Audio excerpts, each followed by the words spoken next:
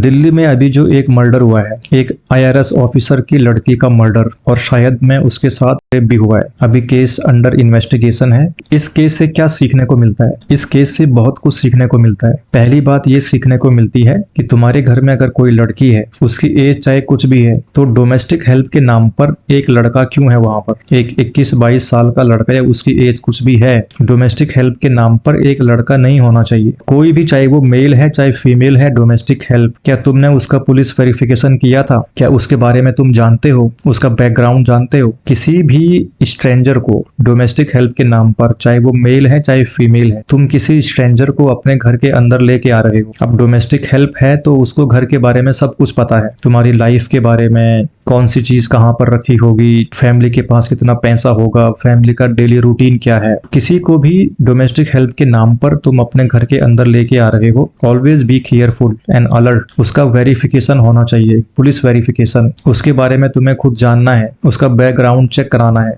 और पहली बात तो ये है, ये सोचना है कि domestic help is it really required. जैसे जैसे ये ट्रेंड चेंज काफी टाइम से पहले हो गया है कि अब हस्बैंड वाइफ दोनों जॉब में है। अब इस केस में उनकी वाइफ जॉब में थी, पता नहीं, बट आज के केस में शहरों में, सिटीज में तो ये एक ट्रेंड सा बन गया है। हस्बैंड वाइफ दोनों जॉब में है और उनके छोटे बच्चे हैं, उनके बच्चे नौकरानियां जो मेड हैं वो पाल रही है। तो कोई छोटी फैमिली है, उस केस में तुम्हें खुद से पूछना है कि क्या डोमेस्टिक हेल्प की रियली में आवश्यकता है? जो अपने घर के और डेली रूटीन के जो कामकाज होते हैं वो हम सबको आने चाहिए और खुद भी करने चाहिए। डोमेस्टिक हेल्प मेड या सर्वेंट तो उनके लिए चाहिए जो बहुत बड़ी फैमिली है और साथ में बहुत वेल्दी फैमिली है, जो अल्ट्रा रिच टाइप के लोग होते हैं। भारत जैसे देश में जहां पर मेनली गरीब और मध्यम वर्गीय परिवार हैं, मुझको नहीं लगता है कि वहां पर ये जो मेड सर्वेंट वाला कल्चर कुछ ज्यादा होना चाहिए। आज के टाइम में, और आज के टाइम में नहीं, काफी टाइम, लगभग एक दशक से ये कल्चर बहुत बढ़ गया है। मैंने भी बैंक में 9-10 साल जॉब किया है, तो खुद से मेरे कलीग्स रहे हैं, मैं जिनके बारे में जानता हूँ। दोनों हस्बैंड वाइफ जॉब में हैं। अब शादी के बाद उनका बच्चा पैदा हो गया, दोनों तो जॉब में है, अब उनके बच्चे पाल रहे हैं मेड। अब इसके लिए उन लोगों ने घर में सीसीटीवी कैमरा फिट किया हुआ है और वो सीसीटीवी कैमरा लिंक है उनके मोबाइल फोन से। ऑफिस में बैठ करके वो देख रहे हैं कि जो हमने घर में मेड रखी हुई है वो हमारे बच्चे को ढंग से केयर कर रही है कि नहीं कर रही है, टाइम पर दूध पिलाती है कि नहीं पिलाती है। अब देखो, ये हर किसी की अपनी अपनी चॉइस है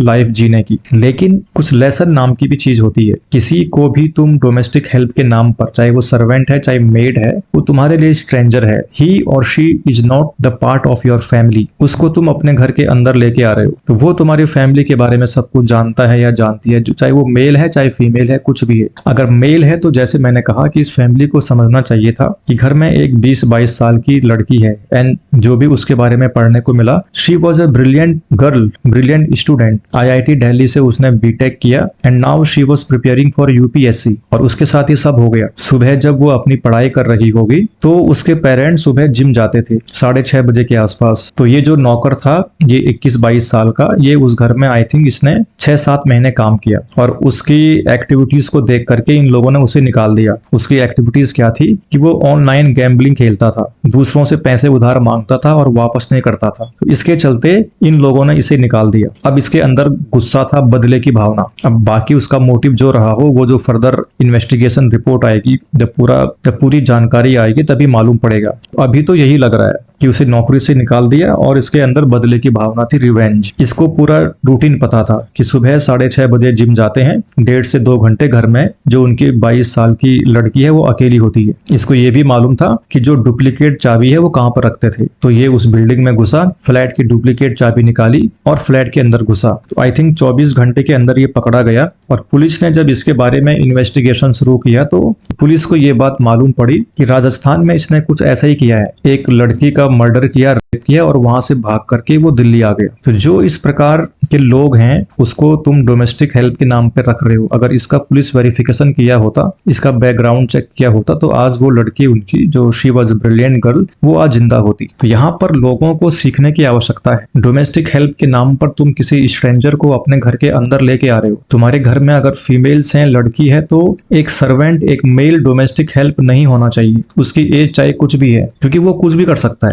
और अगर फीमेल मेड डोमेस्टिक हेल्प रखते हो तो उसका भी बैकग्राउंड चेक कराना समझाना है, क्योंकि ऐसा नहीं है कि केवल मेल ही ऐसे क्राइम करते हैं। ये जो मेड होती हैं वो भी कभी कभी क्राइम करती हैं। 6 महीने 1 साल के अंदर न्यूज़पेपर में, सोशल मीडिया में इस प्रकार की न्यूज पढ़ने को मिल जाती है कि जो घर की नौकरानी थी, मेड थी, वो खाने में अपना यूरिन, पेशाब मिलाती थी, क्योंकि वो घर वाले उसको डांटते थे, छोटी मोटी बातों पर उसको डांटते थे, टोकते थे, पगार टाइम पे नहीं देते और छुट्टी के लिए मना करते थे। तो उसको भी अपना बदला लेना था। तो वो जो मेड होती हैं, कुछ कुछ सब लोग जानते हैं कि आए कभी कभार 6 महीने 1 साल में ऐसी न्यूज कहीं ना कहीं से सुनने को मिल जाती है कि डोमेस्टिक हेल्प जो मेड रखी है वो खाने में अपना यूरिन मिलाती थी। डोमेस्टिक हेल्प के नाम पर तुम किसी को अपने घर के अंदर लेके आ रहे हो, ऑलवेज बी केयरफुल। ये छोटी मोटी बातें हैं जो सबको समझनी चाहिए। लोग अपनी नौकरी में और अपने डेली रूटीन में इतने बिजी हैं कि इन बातों पे कोई ध्यान देता ही नहीं है। जब ऐसे क्राइम हो गए उसके बाद भी लोग ढंग से सीखते नहीं है। पहली बात तो जैसे मैंने पहले बताया कि कोई छोटी फैमिली है तो उसमें कोई डोमेस्टिक हेल्प की आवश्यकता नहीं है। अपने घर के और डेली रूटीन के काम सबको आने चाहिए और करने भी चाहिए, चाहे तुम किसी भी जॉब में हो। मैं 9-10 साल जॉब में रहा हूँ, बैंक ऑफिसर रहा हूँ, बट मैंने कभी भी मेड नहीं रखी। जब मैं मुंबई आया तो यहाँ पर मुझे लगा कि मेड रखनी चाहिए, लेकिन फिर मैंने सोचा कि उससे डिपेंडेंसी बढ़ती जाएगी। अब जो मेड होती है उनको एक टाइम स्लॉट देना पड़ता है, सुबह इतने से इतने बजे, लगभग 1 घंटे के आसपास। तो मैं उस पर डिपेंडेंट हो जाऊंगा। मुझे पहले उससे आधा घंटे पहले उठना है, वो डोरबेल बजाएगी, डोर खोलना है, फिर वो झाड़ू पोछा जो साफ सफाई खाना बनाएगी